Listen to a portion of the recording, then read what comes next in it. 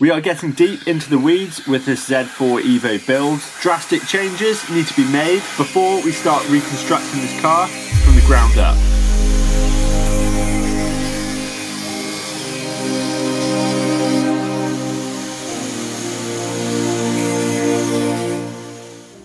Welcome back to another episode of the Z4 EVO build. You may hear my voice is a bit croaky, I'm getting over some kind of lurgy. Either way, I'm here to carry on. We have the M3 V8 in the front of this Z4 E86 Coupe. I'm going to carry on where I left off.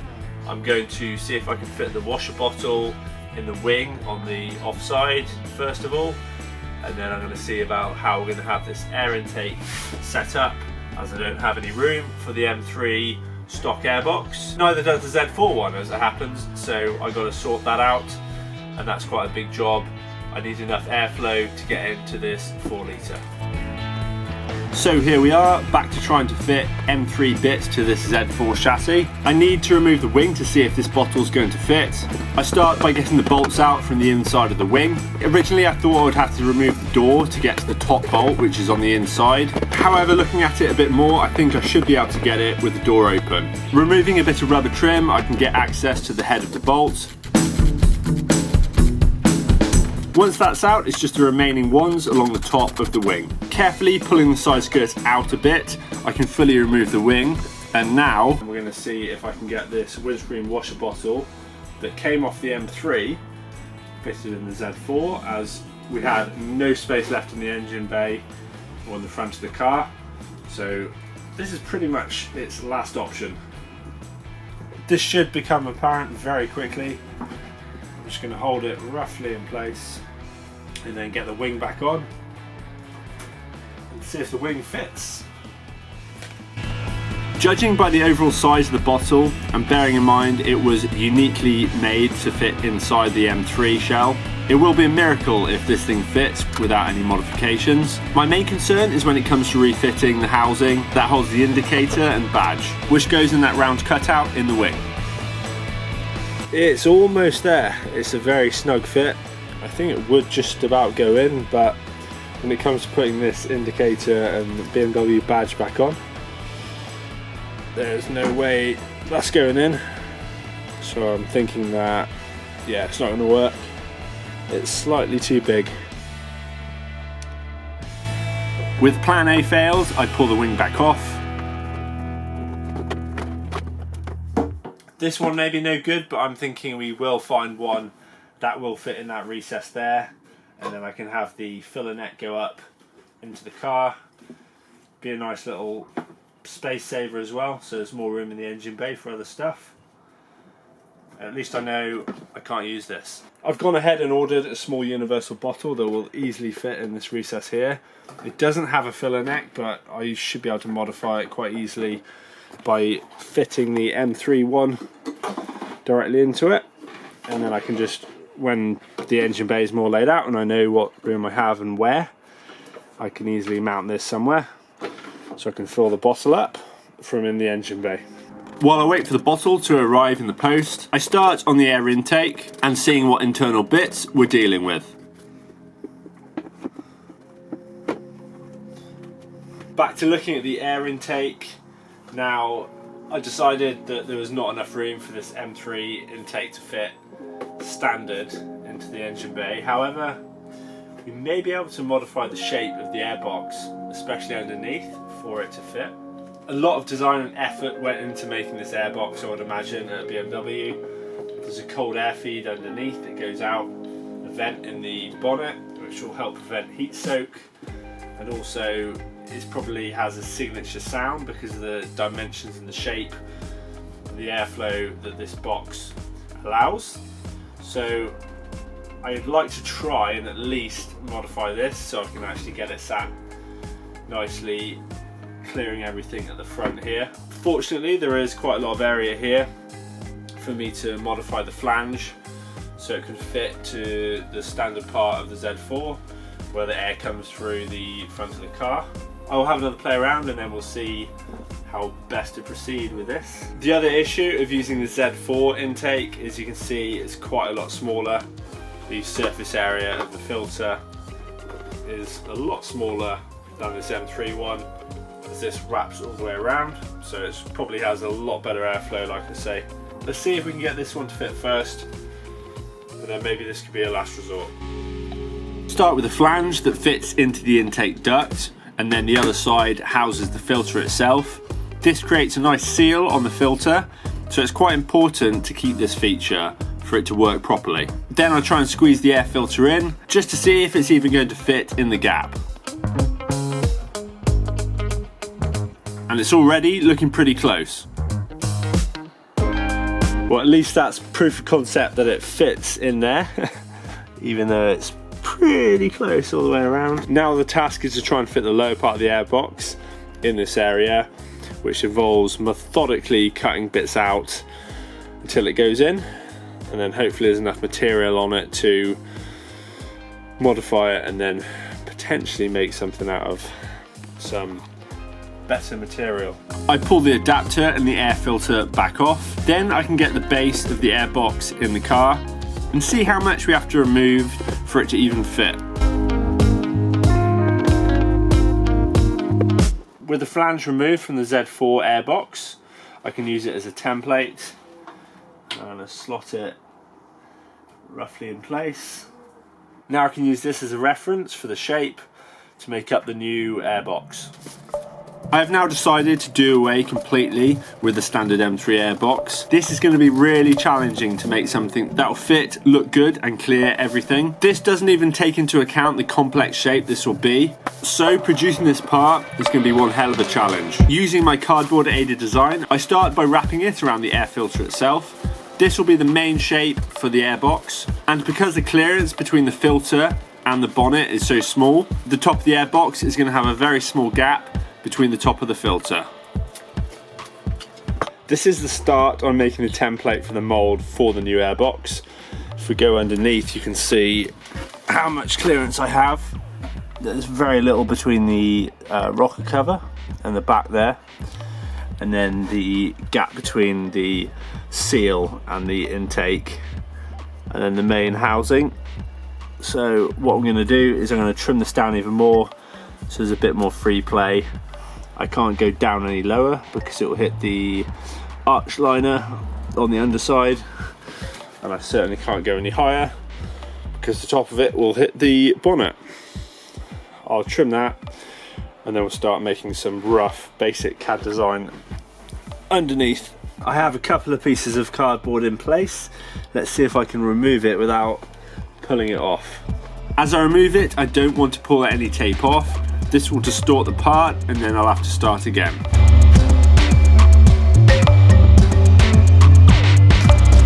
I have taped it all up. I put another skin on the outside just to make it a bit more uniform. Now I'll try it again on the car.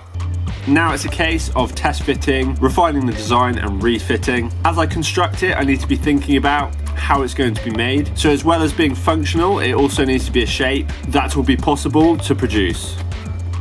It looks like I have maximised the space I have available, and then the airflow that's going to go underneath probably needs to taper in a bit, as there's not a lot of room either side. Got to give it some kind of clearance for movement and vibrations in the engine bay. When I taper off this duct that goes underneath, I want to roughly end it the shape of that, because I know that's the shape of the vent on the M3, and if I want to put it in the bonnet, then I can put one either side.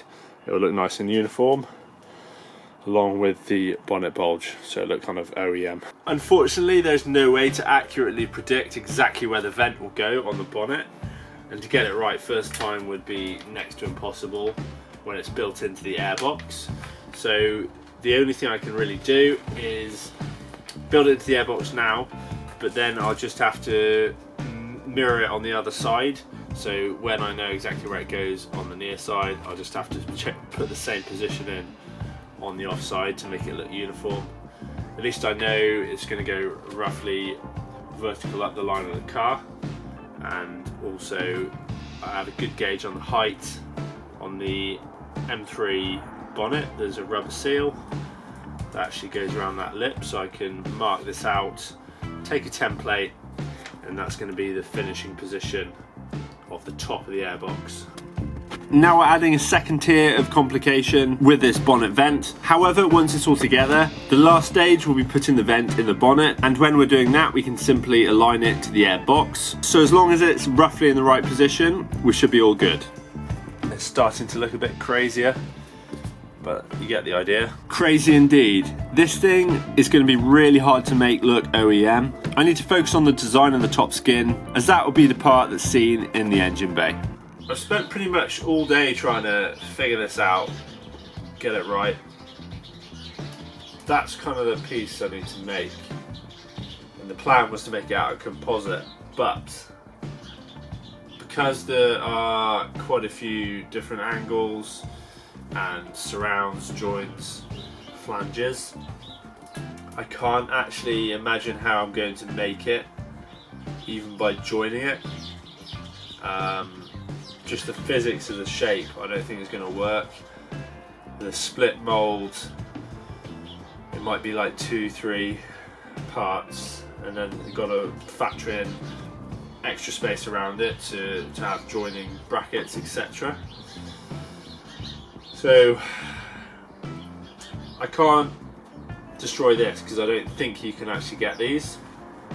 I've had a look online and I can't see them anywhere in an intake kit.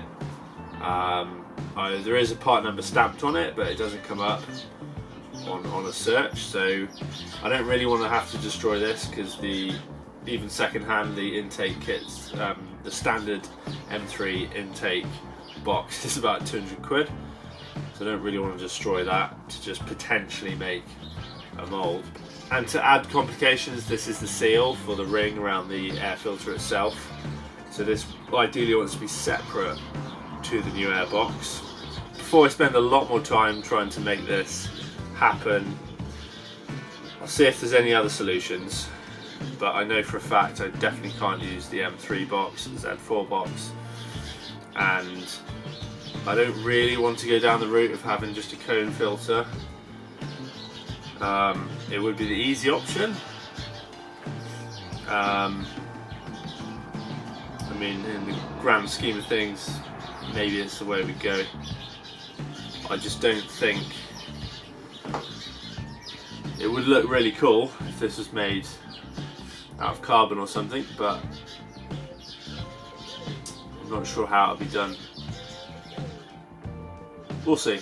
I have basically decided what I'm going to do for the air intake for now, and that is going to be using a cone filter, a K&N one. Not this one much larger, but this kind of shape, just a bit bigger, which will sit nicely down in there, and then I'll have some heat deflection, some kind of blanking off from the main engine bay, hopefully. So to figure out what size filter I need to measure the surface area, or centimeters squared, of the intake on the stock plenum, because I need to have the same airflow. If I make it smaller, it will give me potentially more torque lower down, as it's a smaller air intake, so it has more velocity, so it will restrict me on the high end, but might be slightly better on the low end. And if it's the opposite way around, if I make the air intake overall bigger, then it will be better for top end horsepower, but then it will be less responsive lower down. So I want to get roughly the same, in the same ballpark as this one. So it's 150 mil approximately by 60 mil, and then that's a 90 centimeter square surface area, and then I just converted that into what diameter circle I need, because most of the K&N filters have a circle inside diameter where it's going to bolt to the adapter, which I still have to make. So I figured out I need about 107 mil diameter internal dimension there. Now K&N only do a few different sizes really, 76 mil, 101, and then I think 152. So the one I'm going to go for is 101, making it slightly smaller, which I'm happy with. I mean, it probably won't be noticeable anyway, but if it is, it would just be slightly better response lower down, which is kind of what I want anyway for spirited driving. So I have found a filter that I think will fit, and it's from a, hold on, let me find it. My voice is about to go fully. So the one I found is for a 2008-2009 Ford Mustang. It's a 4.6 litre V8, so luckily I found one that's got roughly the same capacity and it's the same type of engine, so I'm confident that is adequate as far as surface material, allowing air to get into the engine. So I will order a filter and then make sure it fits, and then we can just look at making quite a simple adapter. So I need to convert that shape to go down to a round one, and I can possibly do a split mold there, make a nice little composite piece, and then that'll be sorted for now. Back to it, I've got a bit more stuff I can get on with. I have a washer bottle, an albeit very small one, but we can get this installed within the offside wing. Very similar to the one, or it's exactly the same as the one I have in the Peugeot actually, so I know they work. To be honest, now it's quite nice to go on to something simple. You can take a break from that headache. That is the intake design. I pull the wing back off. Like I said before, I'm going to fit the M3 filler neck into this bottle so I can fill it from the engine bay. It's going to go down as low as possible. 1, centre of gravity, and 2, to give me enough room to get the angle to get this filler neck out from the top and up through the hole in the chassis. Yeah, I'm going to check inside before I drill through to make any mounting points to check I'm not going to drill into anything in the car. Happy I'm not going to drill into anything important inside the car. I roughly mark out the position where I want to bolt this bracket to the inner wing. I've got the reference mark for the top hole. I mark out both holes and then get them drilled out. Now I need to try and fit the bracket and wind the nuts on from the inside. Tricky. I managed to get my hand in through the side and through the hole in the bulkhead for the wiring loom. I can just about hold a nut in place while I get the bolts in from the outside.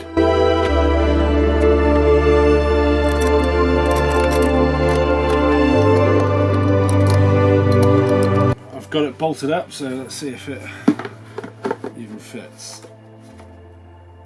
Nice.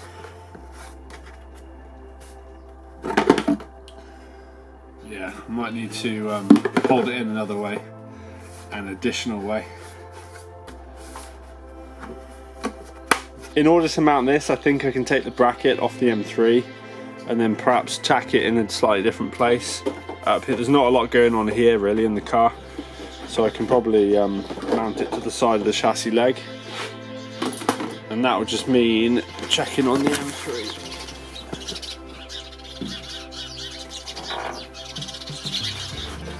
And it'll be, yeah, that there.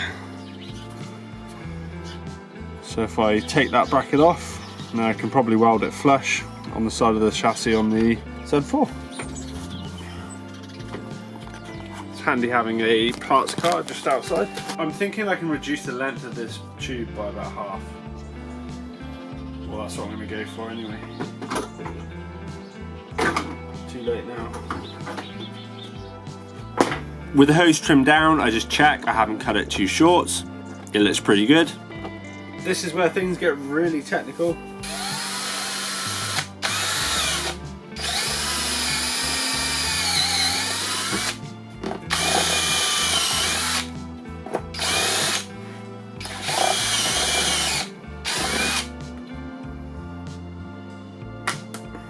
think that'll be good.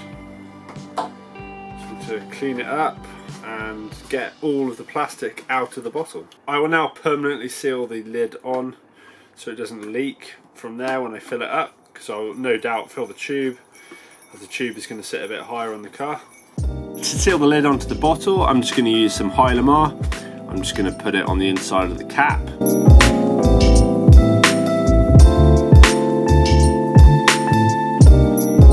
Get that spread around the lid. To close it.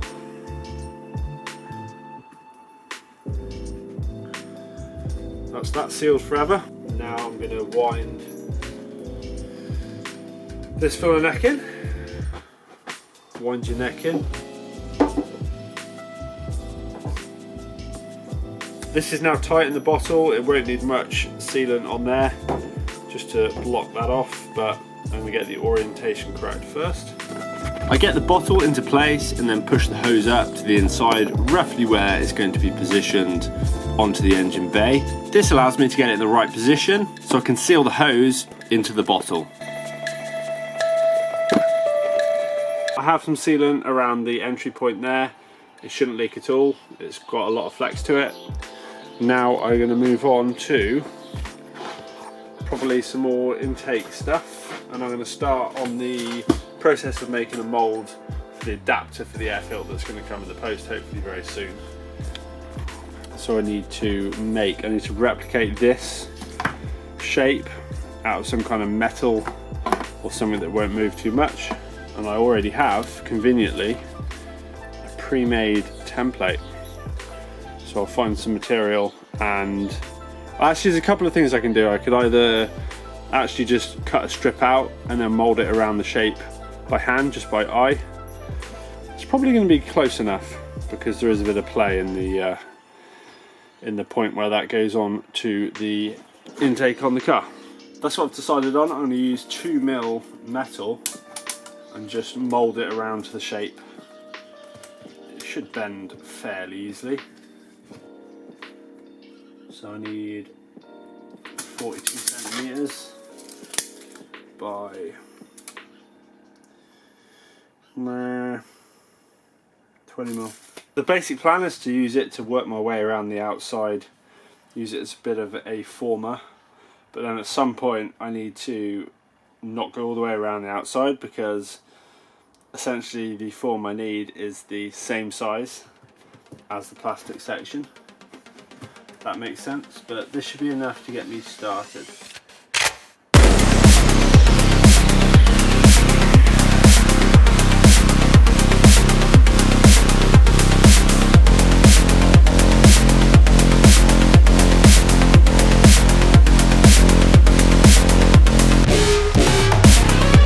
It's going to take a bit of work. I've gone and put a couple of tacks on this band, and it should be the right length now overall. Still not quite the perfect shape. I'll show you on the other piece in a second, but a good test for conformity will be just to see how it fits in here.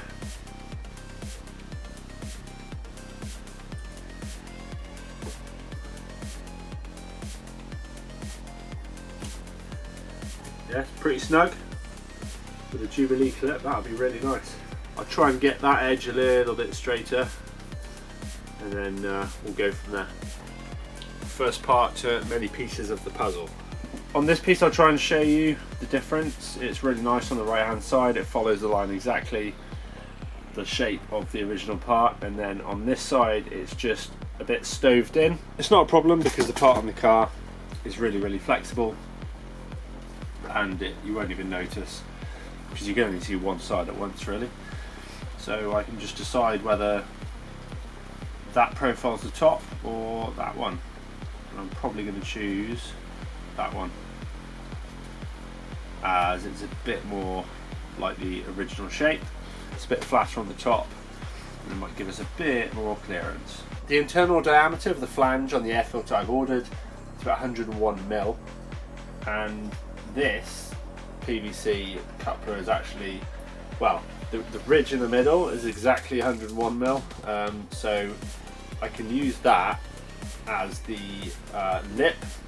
So I'm going to cut this in half, and then I just need to flatten off the burrs or the catch points on there, and then I can use that exact size as the lip, and it should fit the filter really well. And then it's going to end up something like that kind of angle, and then I just need something to fill in the gap nicely before I can start thinking about making a mould. It doesn't take much to get these little ridges off. I'm just scraping it with a Stanley knife. I don't want to take any material off. I want to try and keep this perfectly round.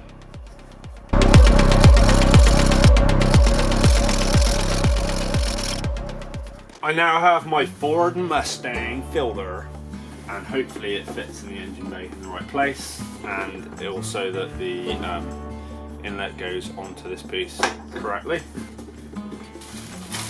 And in a minute I will offer this up to the stock filter and see if the surface area is approximately the same. And I have messed up there already. Perhaps it's 104, so I might have to make a custom piece like I did with the other side, but I think it will fit nicely. It's going to have to fit nicely. It sits down in the engine bay very well, and I have calculated approximately the right amount of space. I'm happy with that, so I need to get on with making this part that will join it all together. As I wasted a bunch of time modifying this, I may as well use it as a template to find out how big I need to make the hole actually. So I will use some double-sided tape.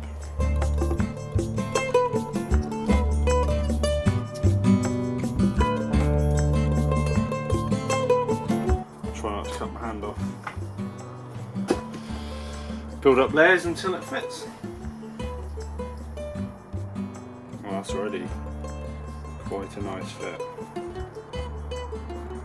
Just roll with that. I think what I'm going to do is do the same as I did to make this piece. So I'm going to actually take that back off, and then I'm going to wrap a strip of steel around this plastic section to use it as a former. And then the outside diameter, I reckon, is going to be about right. Once I've measured that outside diameter, I then mark out a strip on my sheet steel, cut it out, and we can see how it's going to fit. I think I was a bit ambitious trying to cut out 2mm plate to wrap around this, so I have got 0.6 times 2. Hopefully once they're together it'll be enough to get a mould from. With a pair of vice grips, I clamp the steel strip to my template, and I can just simply wrap it around until it meets itself again. Then I can cut the excess material off and then do it all again with the other piece. Now I'm happy the first strip is overall the right size. I can clamp it tight into a circle and then tack it together.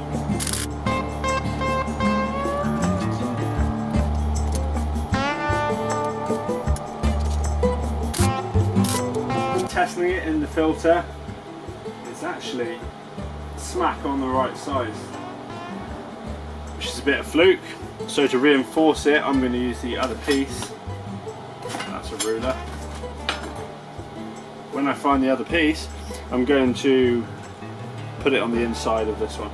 Let's get it round again. To form the piece that's going to go on the inside, I find some packing tape, which is more of an adequate size. To be honest, I don't even need to clamp it to this. With it being thin steel, I can just do it by hand. I can actually just leave the extra bit of support in there. Once I'm happy it's nice and round, I can weld it together. Now I have two shapes, I need to join them together. I think they're going to end up something like that. Now with the two shapes formed out of steel, I can get them test fitted on the intake.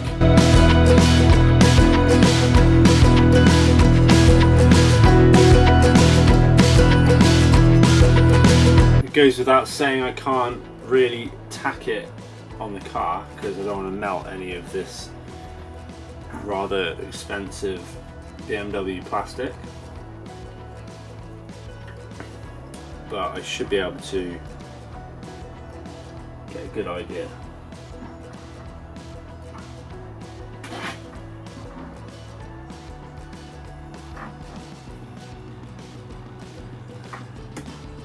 And there is a bit of flex in the system, so I reckon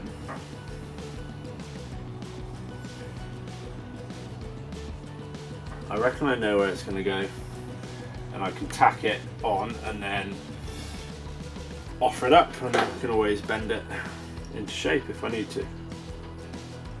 here. Just need to check the gap that way, or the angle that way, front to back.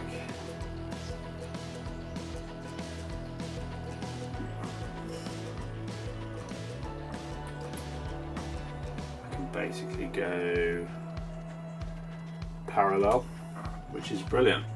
Let's see if I can get this roughly in the right place now. This piece should be flexible enough for me to just pry it open or push it together. This is really good because I can fine tune it now to get the perfect angle.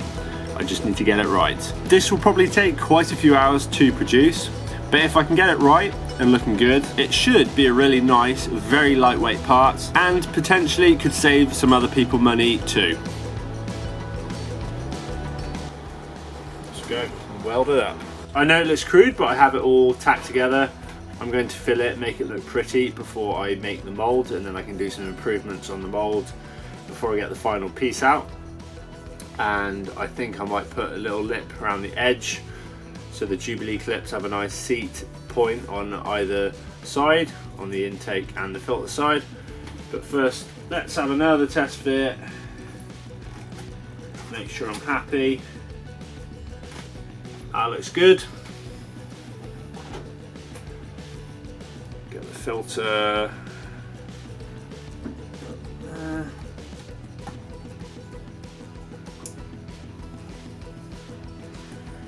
Nice.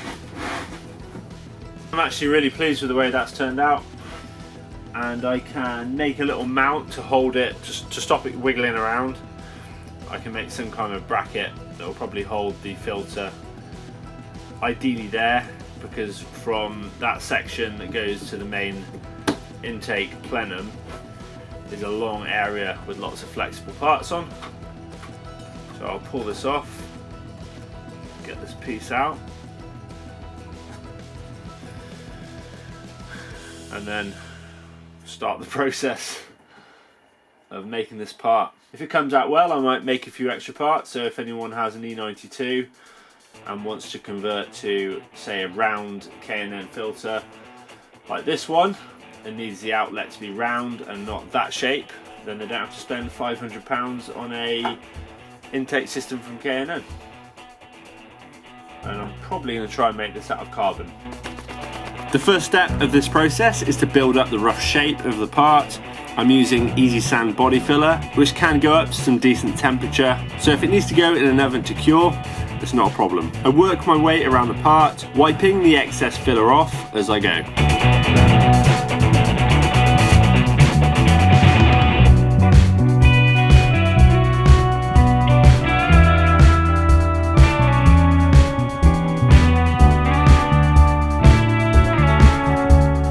I'm going to start with a light layer.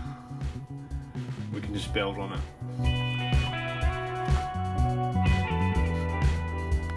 After the first coat has dried and I've sanded it, I start on the second layer of filler. Now we can start refining it and filling all of the small holes.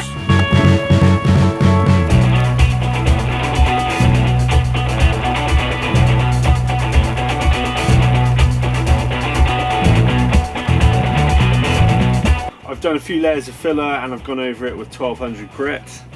And now I'm at a point where I'm happy I can start splitting this.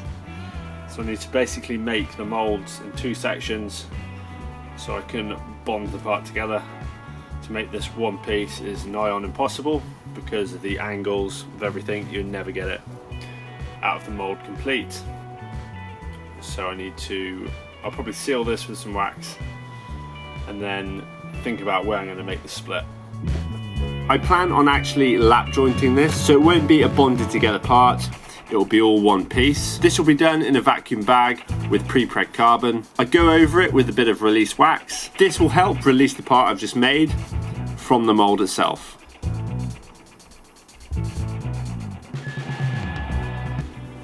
I know what I forgot to do, which I should have done before doing this. I should still be able to do it. I'll show you in a minute. Alright, I'll pause on that. I need to put the lip around the edge of each seal.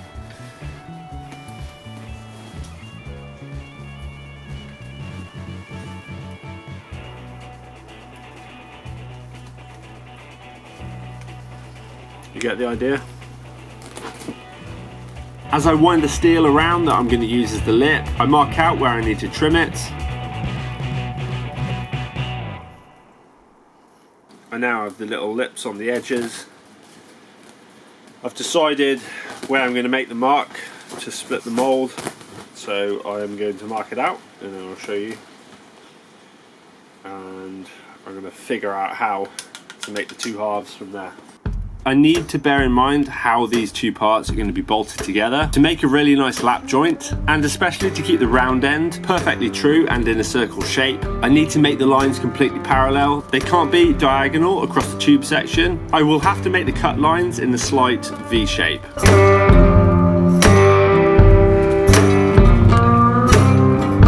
I marked that side quite neatly. This side not so well, but we know the cutting disc is 1mm thick, so that's the material we need to make up, so that when the two halves go back together we have the same diameter spacing.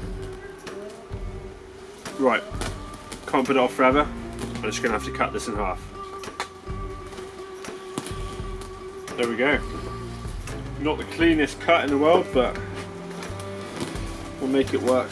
I'll just give you a little update. It's been a few days since I've put the camera on. With the mould making procedure for my air filter adaptation piece, I have basically welded some strips of metal on the base, and they're actually separate, and I've bolted them together. Now I need to make the sides, so when I put I'm going to use some high temperature mould paste with some gel coat, which is also super high temp, so it can be go in an autoclave if I use pre-preg carbon. So I just need to build the walls basically on the side of it, and then it will almost be ready for laying up to make the mould. Now I have the extended pieces welded on. That centre bit there is the actual part. That's one half, that's the other, and then there's a bit of a border there, so when I get the paste built up it will have a nice sort of wider mould form, if you like, and then we can hopefully get a really nice part from this. So next time you see this, it should be carbon. Updating where we're currently at is I am still waiting on the parts to be fabricated for the prop and the drive shaft flanges for the differential at the rear of the car. So I obviously can't do much progress underneath until I get those back. Once I do get some bits, I can fully build the rear suspension. I'll probably put the rest of the front end on as well, and then we can do a test fit on the ground, make sure the shaft clearances are correct, play from side to side, things like that, and also the ground clearance from things like the sump on the engine, which was also a concern. But in the meantime, I think I can crack on with deciding on what I'm going to do with the brakes, whether I'm going to keep the servo for the Z4. I'm thinking I'm eyeing up a big brake kit designed for this chassis, which I'll put on the front, and then maybe thinking about just maybe going front to rear on the standard brakes, so we have the best of both worlds. We'll see. And then I also need to decide very soon on the modifications I'm going to do internally, namely whether I'm going to keep this structure in or not. I know a few of you have said that's all the strength that's basically going through that part, but I think the roof is the structural strength.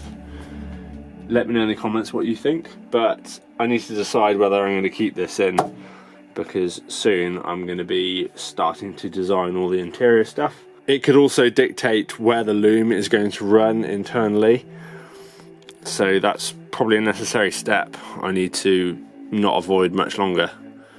And then once I'm happy, when the shafts and everything are back on the car and we're good, then I can start fabricating up the shifter position, and then yeah, we're not going to be far away from getting the loom in and testing everything. One thing I can do is fit the washer bottle for now, as that's all dried off. So I will see how I'm going to mount that. I need to take the bracket off the M3 that I'm going to steal for this car.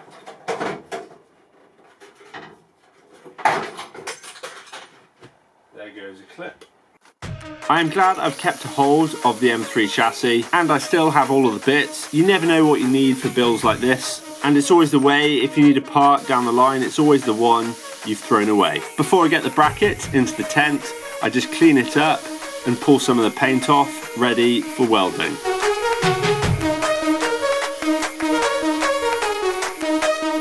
This bracket that I just cut off the M3 will fit nicely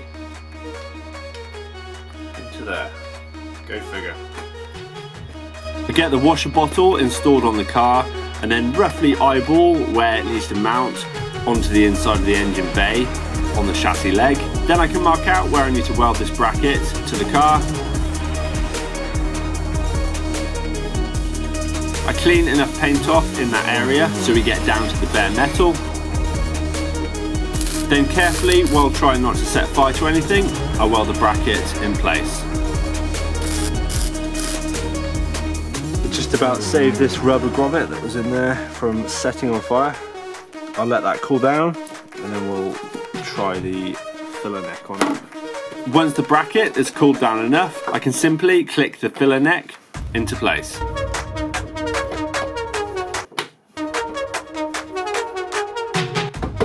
Nice. Before I decide if I am going to take the rear bulkhead out, I'm going to take a few more bits of trim off and see how neatly it can be cut and how generally the chassis is designed in this area.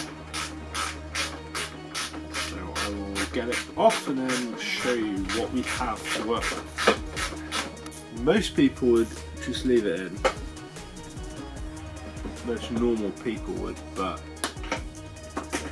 I'm always thinking about saving weight, and with the design of the interior it would be nice to be able to see the seats and all the bits and all the features that aren't standard to this car.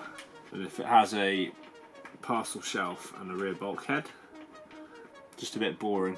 And it's forever a game of juggling parts around. Yeah, I didn't say before, one of the downsides of keeping all of the parts for now is the lack of space. A lot of the stuff I want to keep dry, so it needs to stay in the tent with me, along with the car and all the other bits. So it's always a task of just moving things around and just creating a space where you need to work at one given time. With everything removed out of the boot, I can now get to the remaining bolt that holds this plastic trim in.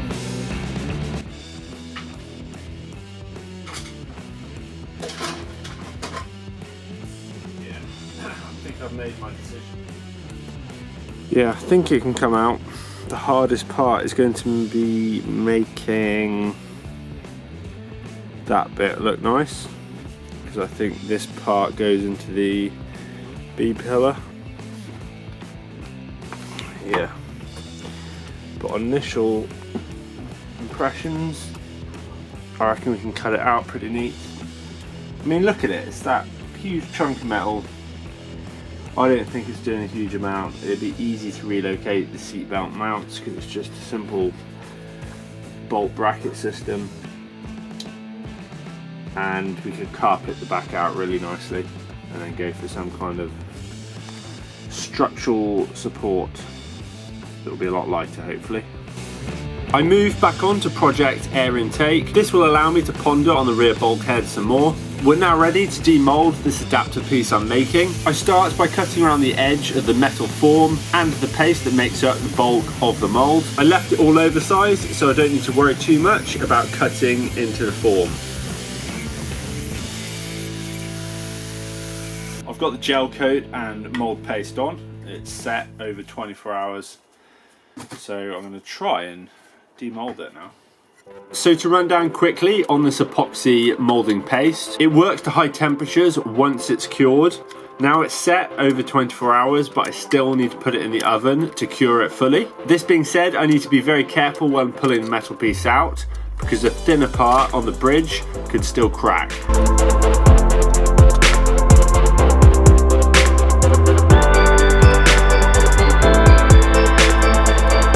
I carefully pry it apart until I hear that sound, that satisfying cracking moulding sound. There we go. Oh, that's nice. That's pretty nice.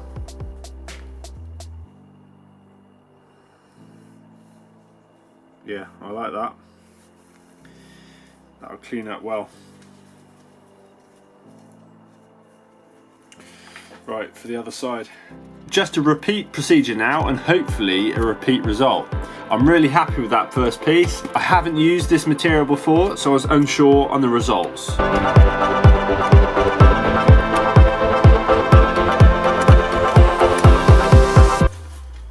we go.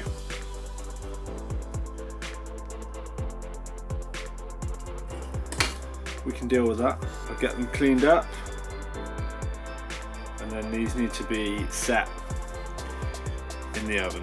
While I repair the bridging on the corner on this piece with some filler, I'm going to sand off the edge of the lip so it's a bit of a smooth finish rather than a vertical line, if that makes sense. So I'm just going to sand around that inside edge. The outside edge I can leave as it is because that's going to be the edge of the part, and everything else is going to be trimmed. And I'll do the same on the inside. There's not many repairs to do on this one, just a basic rub down to 1200 compound, and then it should be smooth enough. At the moment the gel coat hasn't been cured fully, so it's actually really nice to sand now, and tactically that's what I'm going to do. I'm going to do all the prep to the mould now before I fully cure it and it gets a bit harder. I've carried out the bridging repair. It's good enough to take a part from. So I'm going to drill out the holes where the bolt's going to go through to join the two halves together. This turned out to be one of the hardest parts of the process. Trying to get the holes in the right place to perfectly align, and then to get the ridges and the profile of the part to meet perfectly was rather challenging, so I took a bit of time to get this right.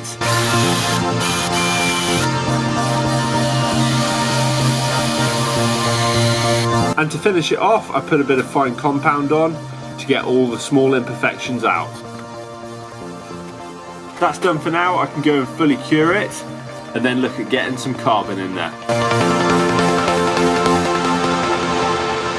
Before I change my mind on removing the rear bulkhead, I'm going to prep the area, so I'll get some light in the car, and then I need to mark out exactly where I'm going to make the cuts so I can use some masking tape and a pen. But first, let's see what we're doing. So far, I've only really needed to protect the car from the outside. Now it's switched around, I need to fully protect the inside. I'm not too bothered about the door cards because I may upgrade them anyway if my plan goes through. However, I need to make sure all the glass is covered and any trim or plastic or rubber that could potentially burn. Before I start, I will take the plastic guard off this side also.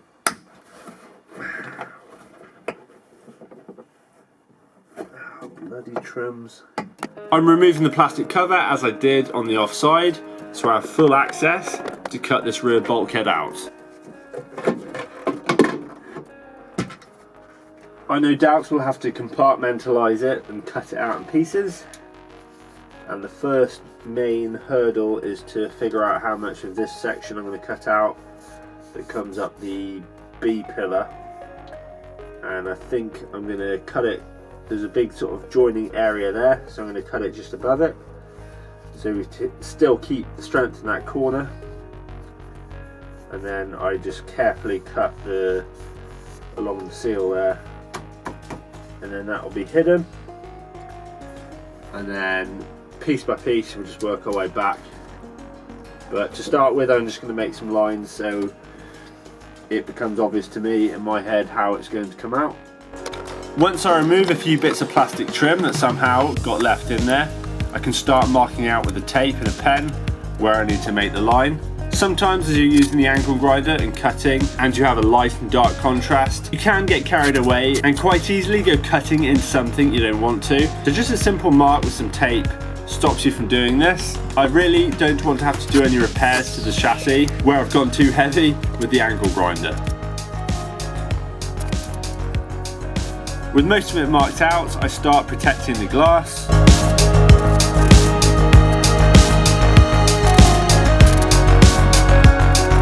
I think I've covered most of the vulnerable areas. I might take the rubber seal off the boot. I've got the rear screen protected, the rear quarter windows, front windows, windscreen. I've got a nice roof curtain now to protect the roof lining. So tomorrow I'm going to start on hacking that apart, and I'll try not to damage anything in the car. I'm now going to jump in and get on with some cutting. I'll see you on the other side. Well, the next time I speak to you I'm probably going to be moaning that I've cut into the wrong place. But see how far we get. Am I sure this is a good idea? Not really. Let's make my decision final. I fully understand you may be thinking I am a lunatic for doing this. However, my vision for the car, which I will reveal to you eventually and you will see, I think it makes sense at this stage to get this part out, because what I plan to do with the interior and put in replacement is pretty cool in my eyes. The first of many pieces to come out. I'm not regretting my decision at all. Already quite a lot of weight there. I'll start piling it up.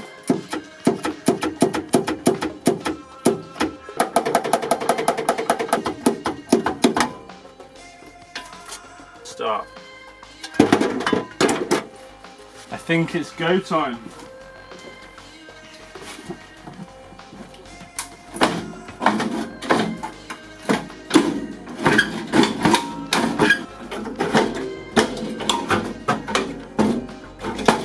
Some metal filings down my shoe. Not fun. Ow! Ah!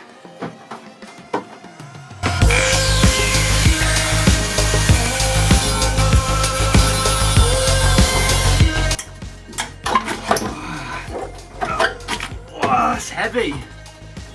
In a really good way because I'm taking it out of the blooming car.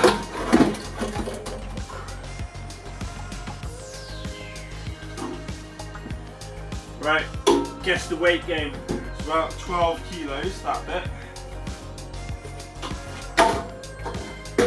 Plus there's more to come out of the car, so I haven't trimmed everything out yet. It won't register a small amount of weight on a bathroom scale, so I'm just going to guess that sort of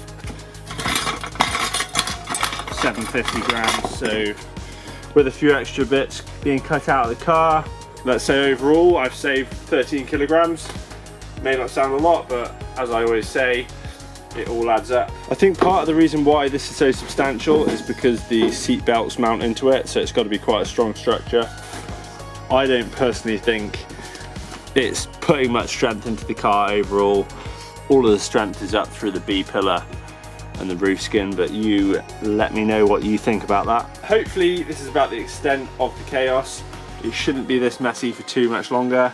Once I've cleaned up the floor area and around the rear arches, the front arch section, I can clean it all up and just give it a lick of paint, and then we can start getting the loom in, see how that's going to go. Still waiting on the drivetrain bits that I've had machined, so hopefully, fingers crossed, they'll be back very soon. And movement on the engine parts, the intake is in hand, and I'm hopefully going to have a carbon bit very, very, very soon. Other than that, thanks for watching. As always, if you enjoyed the build, give it a thumbs up, and if you have any comments or any advice so far, or if you just want to tell me what I'm doing wrong, then leave a comment down below, and I'll see you very soon. I've decided to start a weight loss chart for the car. Rear bulk 13 kg. Sound 10 kg. AC delete 5 kg. Actually probably 6 with a condenser. What else? Seats we'll get onto. We've got a plan for that.